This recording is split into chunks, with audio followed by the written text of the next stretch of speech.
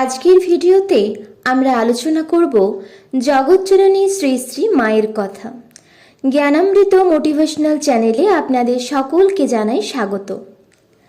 ভিডিওটা যদি আপনাদের ভালো লেগে থাকে তাহলে অবশ্যই লাইক করবেন, শেয়ার করে সকলকে শোনার সুযোগ করে দেবেন, আর কমেন্ট করে আপনার মতামত আমাকে অবশ্যই জানাবেন।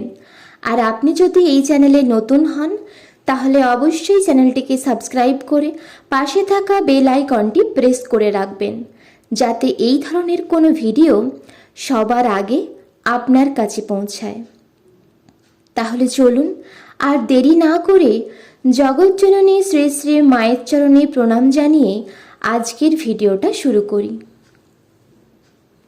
জগৎজননী শ্রী শ্রী মায়ের বাণীগুলি এবং মায়ের প্রত্যেকটি কথাই আমাদেরকে জীবনে এগিয়ে যেতে সাহায্য করে, আধ্যাত্মিক উন্নতির পথে সহায়ক হয়। আমরা প্রায় প্রত্যেকেই সামান্য হলেও ঈশ্বর আরাধনা অর্থাৎ পূজা পাঠ, জপ, ধ্যান করে থাকি। ঈশ্বরের আরাধনা করে সকলেই যে তার কাছে জাগতিক সুখ প্রার্থনা করে, জাগতিক বিষয়বস্তু কামনা করে, এমনটা কিন্তু নয়।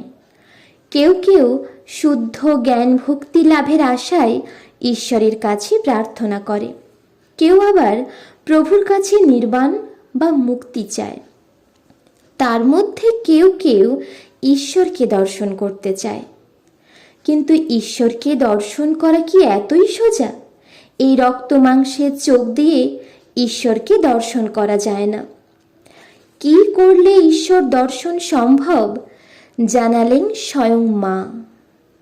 শ্রী শ্রী মা শারদা বলছেন, ঈশ্বরকে দর্শন করতে হলে সবার আগে চাই শুদ্ধ মন। মন শুদ্ধ হলে ঈশ্বর এসে তার কাছে ধরা দেন। কিন্তু মনকে শুদ্ধ করার উপায় কি, সেটাও দয়াময়ী মা আমাদের বলেছেন। মা শারদা বলছেন, যখন যা কিছু খাবে আগে তা ঈশ্বরকে নিবেদন করবে, তারপর সেটা প্রসাদ ভেবে খাবে। যা কিছু খাবে মনে মনে তাকে নিবেদন করে তারপর খাবে। মা বলছেন, ওইভাবে খেলে রক্ত শুদ্ধ হয়, আর রক্ত শুদ্ধ হলেই আমাদের মনও শুদ্ধ হয়।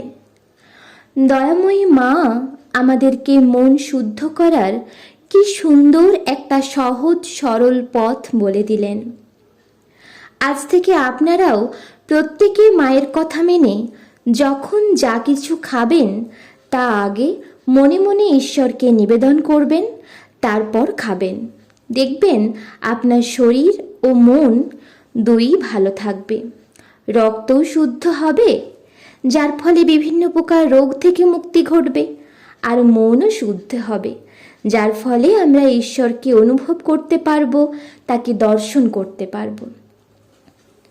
জয় মা, জয় ঠাকুর, জয় স্বামীজি।